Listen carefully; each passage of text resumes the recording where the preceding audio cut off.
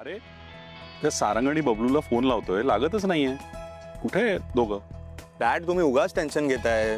मस्त एन्जॉय करत असतील कोकणात. आणि तसेही सारंग दादा आता आपला फोन कुठे उचलणार? तो फक्त सावली वहिनीचाच फोन उचलतो हल्ली. काय आहे? बाबांनी जो प्रश्न विचारलाय त्याचं स्पष्ट उत्तर दे ना, हो किंवा नाही. अरे दादा मी फक्त मस्करी. शांत बसशील? कशाला काळजी करताय? सावलीला सगळं माहिती असणार. पण डॅड त्या दोघांचं एवढं चांगलं चालू आहे ना, हे ऐकून मला खरंच बरं वाटतंय. अरे तुझंही सगळं व्यवस्थित होणार आहे. आता भैरवीजींची कारकीर्द 35 वर्ष पूर्ण होत आहेत आणि त्यानिमित्ताने त्यांचा वारसा ताराला सोपवणार आहेत. तुझी म्युझिक इंडस्ट्रीमध्ये धडपड सुरू आहे. आय एम शुअर तुझं म्युझिक लेवल हिट होणार.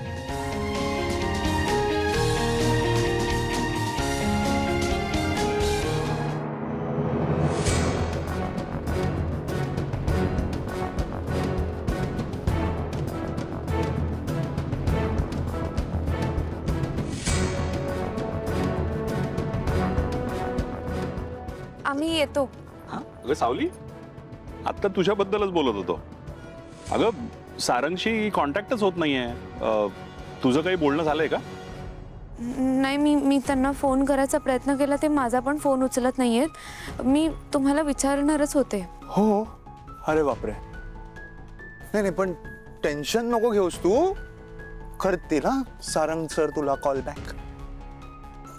आम्ही निघतो. तारा मॅडमचा कार्यक्रम आहे, येतो.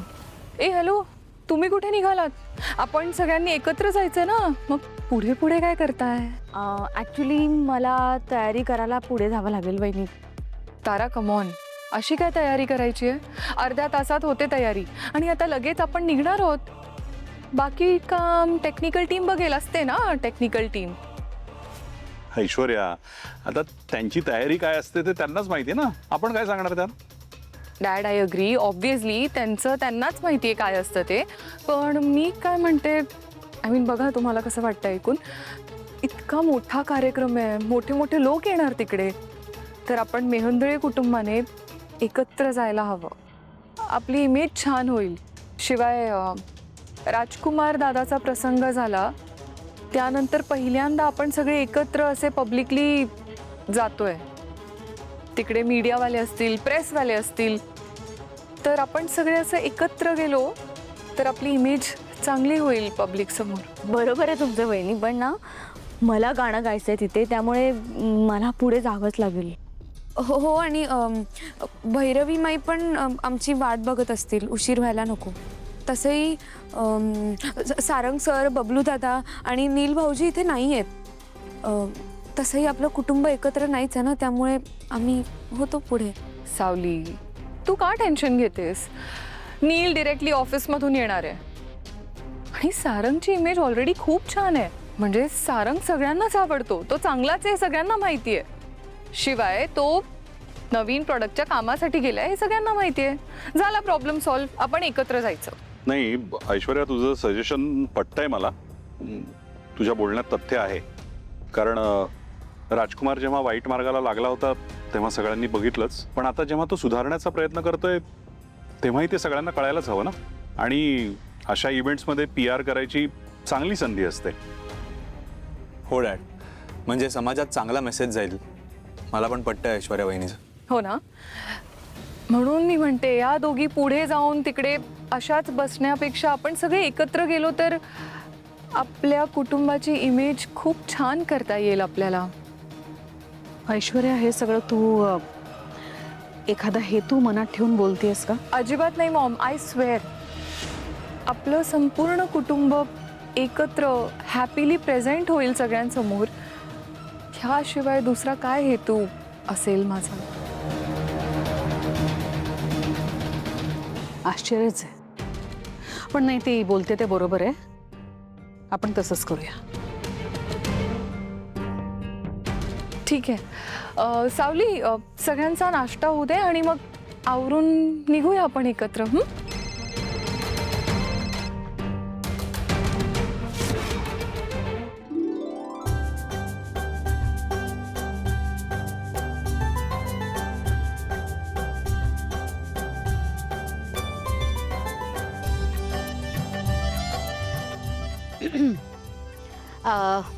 सगळी तयारी झाली आहे व्यवस्थित? हो मॅडम. लक्षात ठेवा, कार्यक्रमाला खूप मोठमोठे पाहुणे येत आहेत. सगळ्यांचं स्वागत अगदी व्यवस्थित झालं पाहिजे. कुणाच्याच स्वागतात कुठलीच कसर राहता कामा नये. हो मॅडम, तुम्ही सांगितल्याप्रमाणे सगळी खबरदारी घेतली. जरा तुम्ही या, मला तुमच्याशी बोलायचं आहे. आलोच मॅडम. हॅलो, शिवानी बोलते मी. झाली का सगळी तयारी? आम्ही वाटच बघतोय, पण आमचं पैशाचं काय? काम झाल्यावर मिळतील पैसे. ओके.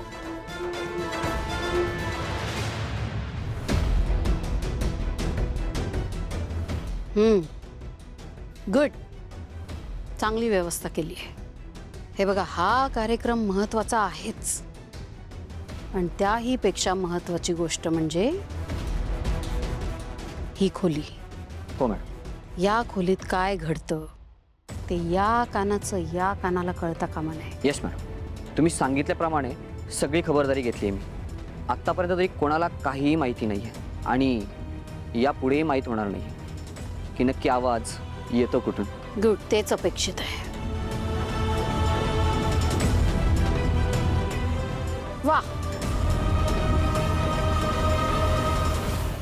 छान छान व्यवस्था केली आहे तुम्ही. मस्त. नाही, या कानाचं त्या कानाला कळणारच नाही. डायरेक्ट इथून लाईव्ह टेलिकास्ट करता येईल. काय करताय? कशासाठी तुम्हाला एवढे पैसे मोजते मी? सॉरी मॅडम, मी लगेच करून घेतो. फिक्स करा हे.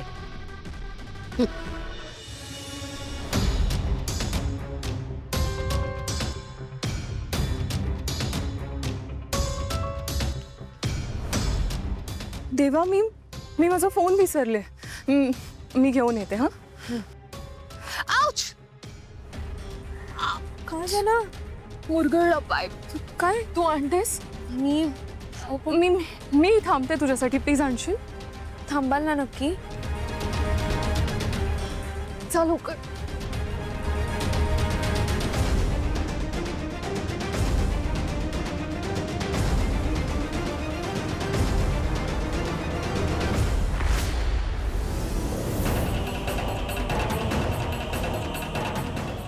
मग तुम्ही पुढे वा, आम्ही या गाडीत येतो.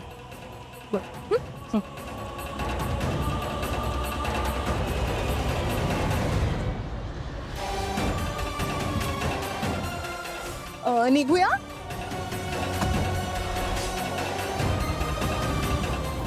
थांबा. अरे,